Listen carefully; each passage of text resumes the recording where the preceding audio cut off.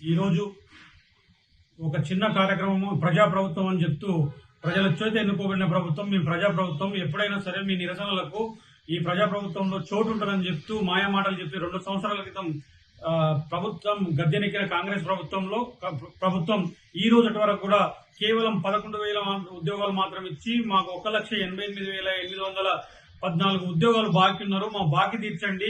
అట్లానే police department లో 20,000 ఖాళీలు ఉన్నాయి, ఆ ఖాళీలను ఇమీడియట్ గా భర్తీ చేయండి. ఆల్రెడీ డీజీపీ గారు చెప్పిన ప్రకారమే. ఆ తర్వాత డిఎస్సిలో దాదాపు 20,000 డిఎస్సి జాబ్ వేకెన్సీస్ ఉన్నాయి, అవి కూడా భర్తీ చేయండి, టీచర్ పోస్టులు. ఆ తర్వాత హెల్త్ సెక్టర్ గానీ, ఆ తర్వాత పవర్ సెక్టర్ గానీ, అన్ని సెక్టర్లలో అనేక ఖాళీలు ఉన్నాయి.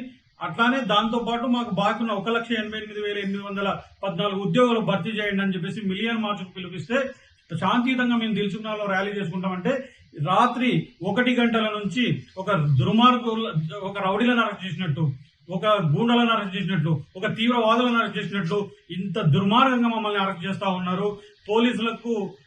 పోలీసులు కూడా గుర్తించుకోవాల్సింది ఏంటంటే మీ బిడ్డలు లాంటి వాళ్ళమే, మీరు కూడా గుర్తించుకోవాలి.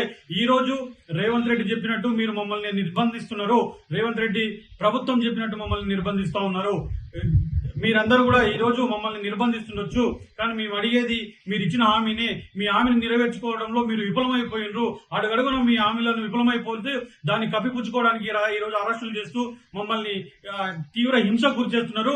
మమ్మల్ని మానసికంగా హింసకు గురి చేస్తున్నట్టు పరిస్థితి కనబడతా ఉంది. దయచేసి ఇప్పటికైనా చెప్తా ఉన్నాం, ఇప్పటికైనా డిమాండ్ చేస్తా ఉన్నాం, 1,88,814 ఉద్యోగాలు ఇమ్మీడియట్ గా భర్తీ చేయాలి. లేదంటే రేపు తీసుకుపోయే కార్యక్రమాలకు ప్రభుత్వమే బాధ్యత వహిస్తుంది. మరో కర్ణాటక ఉద్యమము అతి తొందరలో చూడబోతున్నారని చెప్పేసి ఈ రోజు తెలంగాణ ప్రభుత్వానికి హెచ్చరిస్తా ఉన్నా.